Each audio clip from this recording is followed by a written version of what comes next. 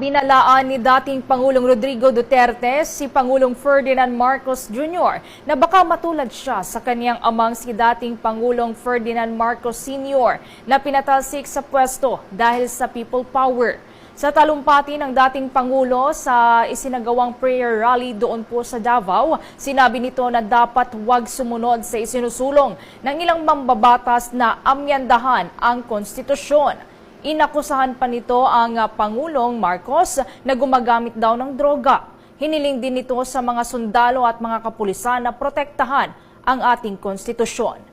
Ikaw, Mr. President, hintayin mo yung 6 year, kalimutan mo na yung kay Romualdez kasi yan ang magpahamak sa iyo. At maraming magagalit sa iyo, pati na ang militar. Kaya hindi na ako magtatagal. Yun lang ang dasal ko. Reject, protect the Constitution. I am calling now the armed forces and the PNP.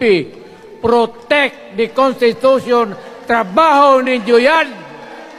Huwag ninyong kalimutan. Kami, inyong dapat, you should worry about the nation. The millions of Filipinos. Huwag kayong mag-isip lang ng isang pamilya. Putang ina.